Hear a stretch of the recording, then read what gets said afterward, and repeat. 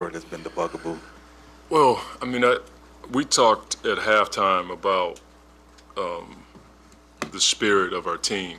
They were playing with, and I had a few personal things to say, but personal to the team about they were playing with their heart and just playing harder than us. And it was like every time we win a game in this series, the next game we come into it and we just didn't have the same juice, and it was like enough's enough. And we saw in the third quarter a little bit, but in the fourth, to hold that team to 24 points in the fourth when we needed stops, it was evident that it was going to be a game of wills, and we just had a little bit more in the fourth. But then, you look at DA going 10 for 12, and then I think Chris did something historical tonight in a closeout game. We needed it to win a game like this in front of an unreal crowd.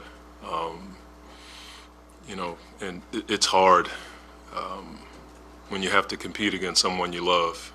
And so there was tons of emotions with this game. I'm glad we won, but I know what it feels like to be on the other side, and I just felt for Willie.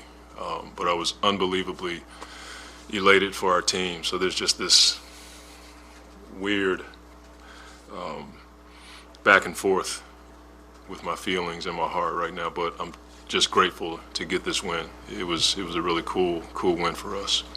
We saw that at the end, you and Willie embracing, and then he embraced Chris, Devin. He had the tears flowing. Couldn't tell whether you did or not during that hug, but is that what you're talking about? Speaking Yeah, to the man, it's emotion just those guys. I mean, we're all family. You know what I mean? And I just read in Coach K's book. He was talking about competing against people that he loved, and then that's, you shouldn't have to do that, but it's a part of our game. And I know what Willie brought to the table for our program, and you saw it this year with this program. And I had a lot of conversations with him earlier in the season when things weren't going well. And Willie Green is one of the more steady people that I've ever been around. And he was consistent and stable and strong through it all.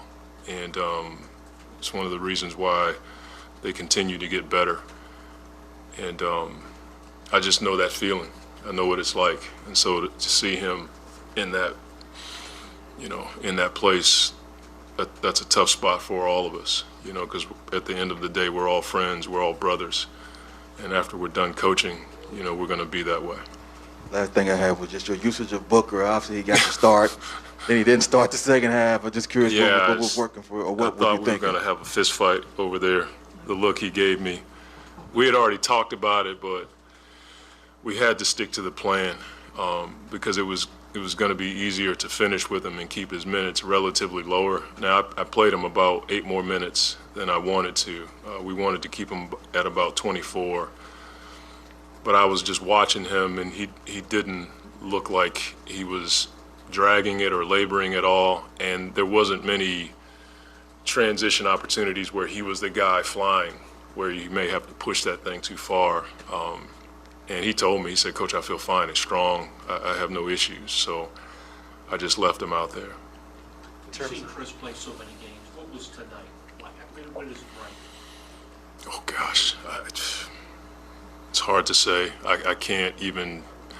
He's done it so many times. It's probably number one because it just happened, And I know how special New Orleans is to him. He cares deeply about the city, about the people here, the fans, the children. So for him to come back here and play that way, I know it was, really cool for him, but it's probably number one because it just happened. But I've seen him do it so many times. In terms of, you've talked about when Book was out, how everybody steps up, now having him back. I know it wasn't his, highest scoring game or whatever, but how did you see the way that it kind of reshifted everything for everybody? Obviously he competes his tail off on defense, which he doesn't get enough credit for, but the shots that he hit in the second half, the pull-up mid-range shot, not many people can get to that shot, let alone make the shot. But the three in front of our bench, like that was textbook book. I mean, there was so much attention on Chris, and somebody lost him, and he just did what Book does. So I thought the offense was a bit off in the first half. I thought in the second half we played in environments a lot better, but it was good to have another anchor out there. When Chris was going, we could also give it to Book and let him, do what he does really well. We've talked a lot about Mikal Bridges, but his defense on Yeah. CJ the whole series, and then that steal that he had near the end, just Yeah, I mean, he's just one of those rare, high-energy, highly effective defenders that can also be productive on offense at a high level. We thought we were going to take his head off when he went under on Ingram in the corner, and Ingram got the three. He didn't want to look at the bench because he knew that was the wrong read. But then he comes right back and gets a steal and converts on that. That's Mikal. I mean, if you go back to the bubble against the Clippers, we ended up with the ball because he got a big-time deflection that you couldn't choreograph it. He just got his hand on the ball. We got it back. Book hits a game-winning shot. I mean, those are the kinds of plays that he just has the instincts to make. Monty.